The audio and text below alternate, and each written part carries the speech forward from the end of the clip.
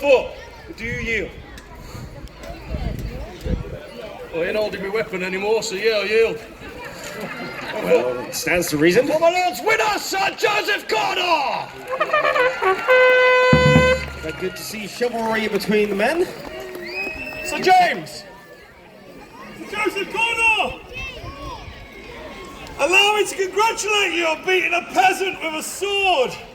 It looked like it took you all of 5 seconds. So how about this? So go to Mowbray. I think you might be able to give me a bit of a challenge here. What do you want to fight with? Sir James, it's been some time. I'm looking forward to this. Good to see that your tongue is still sharp as ever. Single-handed arming sword, shield, Andrew, now! Edward, hurry up!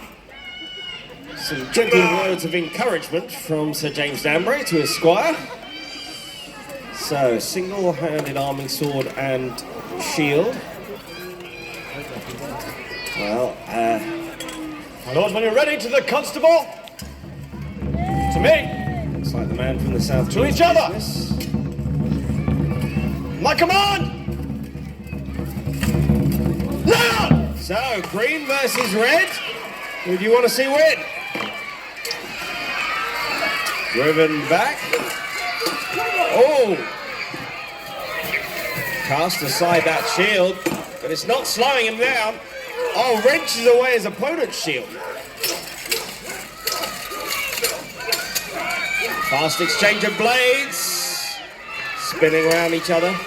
Oh, good solid hit there. Nothing to make a man yield yet.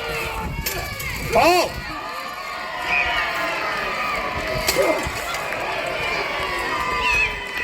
Proving a point. James! It appears you have been beaten. Do you yield? Yield! He yields! Winner, Sir Guy Mowbray! Didn't look happy about that and seems to be taking it out on his squire. Poor Edward goes scurrying for the blades for James Danbury. But that was a win for Sir Guy de Mowbray.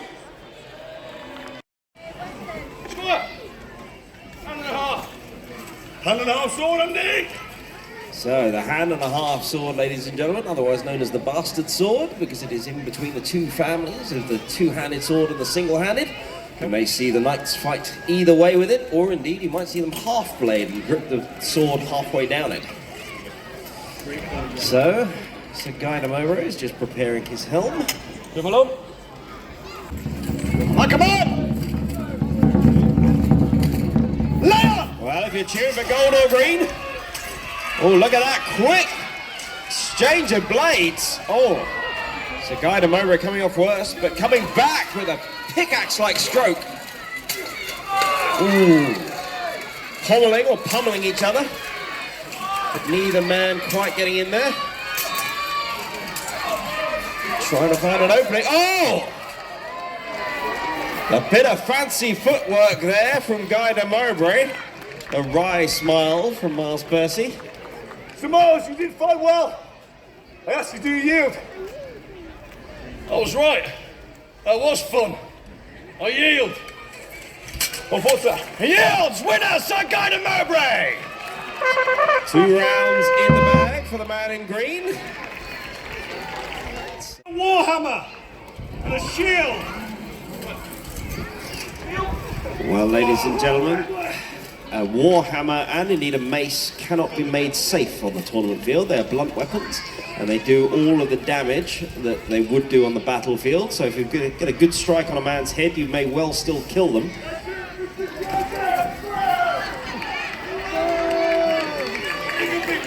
My lords, before we begin, allow me to remind you, this is a tournament at Plaisance. I do not want to see the beak of that warhammer being used. Thank you. To the constable. To me. To each other. My lord, Sir James. On my command! Lay on! Here we go. Blue versus red. But look at those heavy blows. Oh! Joseph Corner just getting his head out the way of that one. Driving back his opponent. James Danbury on the back foot, and looks like he's down for the count.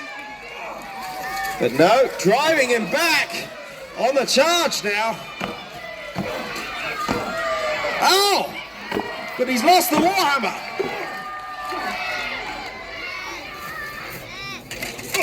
Oh!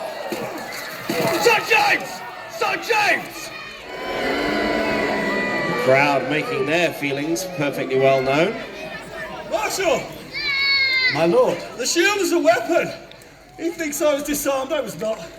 Answer the question, do you yield? I yield. Well, my lord. One more.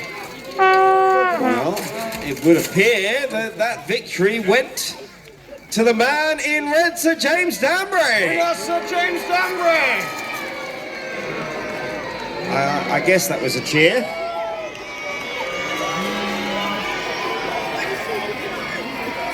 Seems to be reveling in your feelings, Adam. Well, You've all fought each other, correct?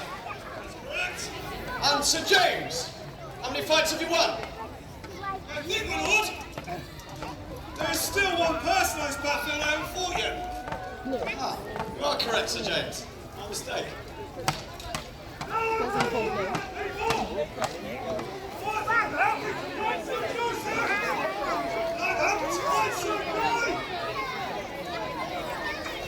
This peasant does not deserve to be on this field! Both myself, Sir Guy, Sir Joseph, we come from a long line of noble houses. You think that you can pretend to be one of us? Then come on, you get your shot. What are you going to do? How about we make this genuinely interesting? Instead of these little toothpicks that are behind us, why don't we fight with a real weapon? Squire! Great sword! Hey, Marshal! He's chosen the great sword! How's my lord? As I'm sure all these good people know! They would have noticed I don't travel far without mine! It's the sword of my father, and he's used it to cut down many a peasant! How about you give me the opportunity to put another notch on its hilt? Weirdly, where I come from, sword's a sword. Doesn't matter who owned it before you. Pick it up if you want.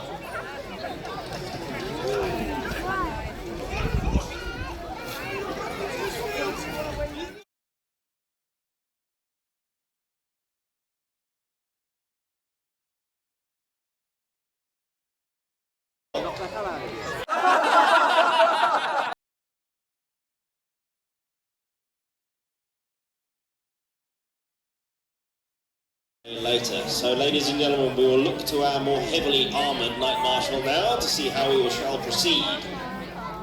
This first round is called the Battle of the Barriers. We'll have one knight either side of the barrier armed with a polehammer, and it is the best of 5. The first to 3 clean hits on their opponent's head will win the round. Now, after the last round, I will not let the knights challenge their other knights. Instead, I will defer to you, the audience. If you would like to choose one of the combatants in this first round, raise your hand now. So, which knight shall it be? Knight Marshal comes forward. Young lady. The Green Knight, Sir Guy de Mowbray. Excellent choice. Sir Guy de Mowbray fitting himself with honour and decorum today, unlike some others. Young man. The Red Knight, Sir James Danbury. Good God. Right. Well, fair enough. It's been chosen. It's done now. So, we have the Green Knight, Sir Guy de Mowbray, up against Sir James Danbury. They are both stepping forward to the barriers, so you can see that great bassinet, the very large helms they are wearing to protect them. And our squires will be making sure all of the armour is locked down tight. Protects them from the blows of the hammers.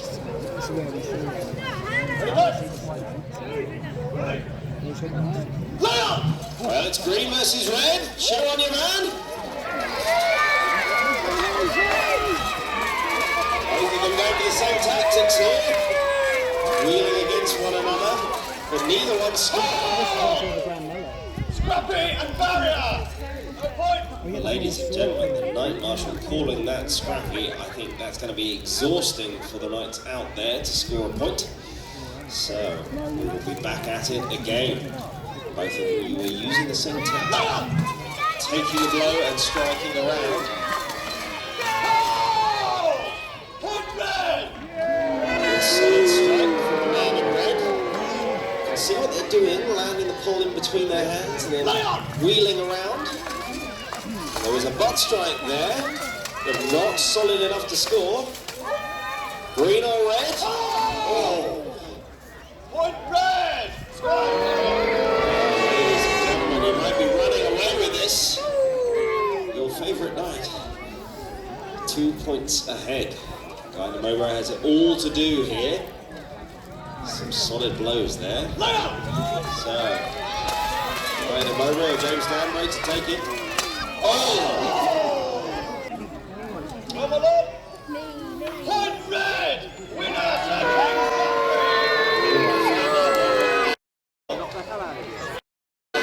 So Guy Mowbray is all right after that. Oh, he looks well enough. Excellent. Juggling! Now, normally, most jugglers would juggle 3 balls. In my experience, I'm going to go with apples. Most people would juggle 3 apples. You don't want to see 3 apples, do you?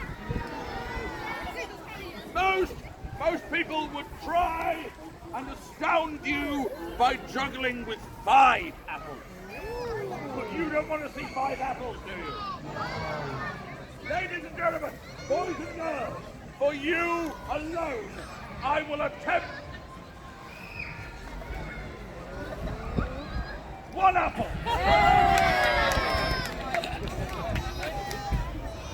Over with my skill. My friends, what would charm you? Would 7 apples charm you? My friends, let's have a big cheer. 7 apples! Before I try this, my friends, I have to tell you, this has taken me many, many years of practice, my friends.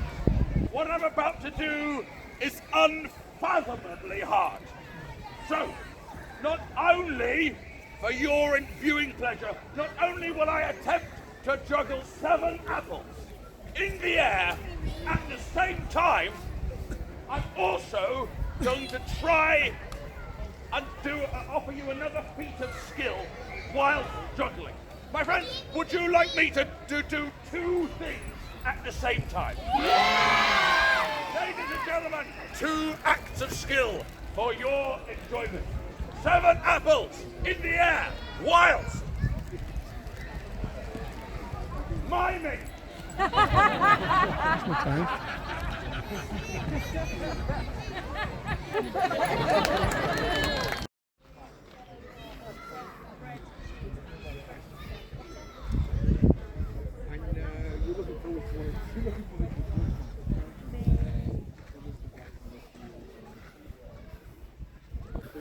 You got the washing up? I certainly do. Aye, dishwashers and dryers weren't invented in them days, was they? No, they certainly were not. It was Never all done mind. by hand. Look! For a second there, I thought you meant the tent. I was like, I'm glad I don't pay for your education. Yeah, so am I. Right, so this is called the nut, okay? And you've got the trigger here. So you see, you've got this little cutout here Yeah. on the nut. So you get that down the bottom, and you pull the trigger out, and that locks the nut in place. Okay? Then you stick your foot in. Make sure that this is out the way, because you don't want to knock that in accidentally as you're trying to span it. So then you pull it up, put that on there, and then you can pop your bolt in, and you wait for the enemy to come along. You want to try it? Put a foot in there. Right. That's it. If she can do it, how will you two feel? Oh, not quite. Oh, she is. You know, you want to be a good couple of 100 yards, but after about 50 yards, then the accuracy goes. Yeah, of so, course, you know, of course. it's like, yeah, so, yeah. If it's a random shot and you just got in the way of it, it's Yeah. about 50 yards away, you should be all right. You'll live. No, if you get 50 yards away, You're done. But the chances of me hitting you from 50 yards away, obviously, every yard you go further, the chances of me hitting you. You could be aiming for something else and it'd be on Yeah. mistake. They But couldn't if there's like 300 blokes lined up there, I don't worry about that too much. So I just let it off in the general direction. My chances of getting someone are good. You know. The knights and the squires down there, they do it as a job for the summer. They come from a kind of drama theatre background, and they do professionally for the summer. And that we do it as a hobby.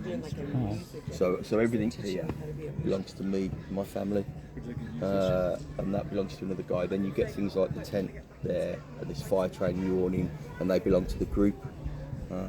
So we store those and we transport them to events and set them up and everything. I've got you interested. Well, me, it's weird. I started off, somebody I know organised a medieval banquet, and I got a bit carried away with making a costume. Yeah. Went to see some reenactment societies to see how it should be, because I like to do things properly. And this was the closest group to where I lived, and that's kind of why I ended up joining them. If in a bit of different group, but who knows, I might have been doing a different period for the past 25 And years. you've been staying with you for 25 years? 25 years? Yeah. That's a long I time. mean, these guys have been to my wedding. One guy, you know, when I joined, his son was about 8. I've been to his son's wedding. You know. Do you do any other sites, or is it just staying on? No, we do. We do whatever sites. It's down to English Heritage where we go. Oh, so yeah. So. Yeah, so it's, you know, they hire organisations like English Heritage, Caddy, which is the Welsh version, and then places like Cardiff Council, Redditch Council that control historical sites. They'll decide what sort of events they want to put on, and then they'll go out to reenactment societies, and they'll either have a society in mind, or, you know, English Heritage publish their sort of list of events at the beginning of the year, and societies can look at it and sort of say, well, we'd like to do this one, and this one, and then English Heritage will choose out of the societies that have expressed an interest which ones they want to do various events. Got any favourite place? No, this is nice. We used to do Midland, which was nice, and that was Richard III's boyhood home, because we portray troops of Richard Duke of Gloucester, and that was his boyhood home, so we liked that one. You know, we did Dover a couple of years ago, that was nice. Well, yeah, I mean, English Heritage, the events are all over the country, so this year we've been to Balsay, which is just north of Newcastle. I've been down to Pendennis, which is in Falmouth in Cornwall. Yeah. Some of the guys have been over to the Isle of Wight. It varies. Have you done Bolsover? Yes, yeah. I'm trying to think whether that was before. So there's a big gap there. It's hard to remember. It was like 2 years we did one event at the beginning of one season, and then we did one event right at the end of the season next year, and then everything in between was just gone. No, I mean, this is nice. So personally, this is quite good because I only live about 25 minutes away.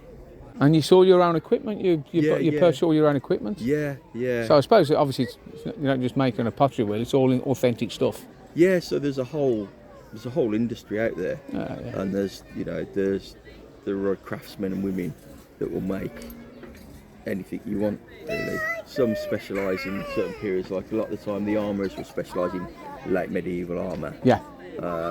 Whereas, say, shoemakers, cordwainers, they'll make everything from a Roman sandal to a Regency pump, you know. But yeah, and a couple of times a year there are markets. So in November and March there are markets in Coventry. Well, there's one in Coventry and there's one just sort of outside of Coventry or Leamington Way, where lots of the traders go, and a lot of the time you're buying stuff, but some things you're ordering them or you're collecting them because some things are only made to order. You know. Expensive, obviously? Yeah. Most hobbies are, aren't they? Yeah, you can do it cheaply if you want, you know. But if you've got a passion for it, you don't do it cheaply. If you just want if you want the bare minimum kit, I mean, like, I've got a stupid amount of kit, like I've got half a dozen helmets or something, you know, whereas Richard over there, he's got one helmet, he's got one breastplate, you know, and that. And so you can do it cheaply if you want. The biggest thing is the shoes, really. A good pair of shoes costs money, and you need a pair of shoes. How much is a pair of shoes? I don't know, 120, 150, 175. Pay more for the Nike ones though? It depends sort of who you go to and the style you want and everything, you know. But a properly made pair of medieval shoes, there are cheaper versions, but they're partially machine made or something like that. But Yeah.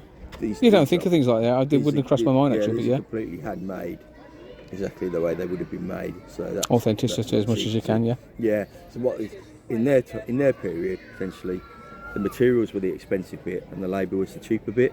Now in our period, materials are cheaper generally because they're mass produced, but the labour is more expensive.